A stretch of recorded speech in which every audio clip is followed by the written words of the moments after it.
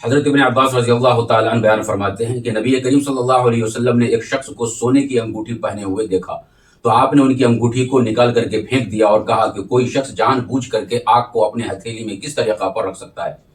جب نبی کریم صلی اللہ علیہ وسلم وہاں سے اٹھ کر کے چلے گئے تو لوگوں نے کہا اس شخص سے کہ آپ اس انگوٹھی کو اٹھا لو، اس سے فائدہ حاصل کرو۔ تو وہ شخص یہ کہنے لگا کہ جس انگوٹھی کو دیکھ کر کے نبی کریم صلی اللہ علیہ وسلم نے ناراضگی کا اظہار کیا ہو، میں اس چیز سے کبھی فائدہ نہیں اٹھا سکتا۔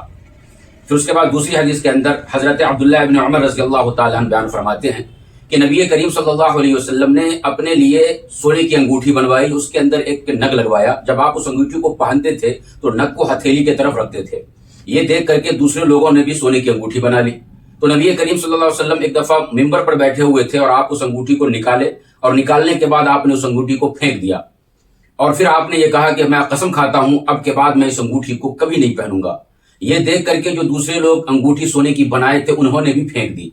یہ پھینکنا نبی کریم صلی اللہ علیہ وسلم کے اتباع میں تھا۔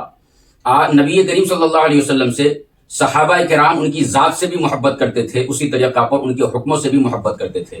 آج ہم مسلمانوں میں سے اکثر و بیشتر لوگ ایسے ہیں جو نبی کریم صلی اللہ علیہ وسلم کی ذات سے محبت تو کرتے ہیں لیکن نبی کریم صلی اللہ علیہ وسلم کے حکموں سے محبت نہیں کرتے۔ اگر ہم ذات کے ساتھ ساتھ حکموں سے بھی محبت کرنے لگیں تو انشاءاللہ حالات بدلنا شروع ہو جائیں گے۔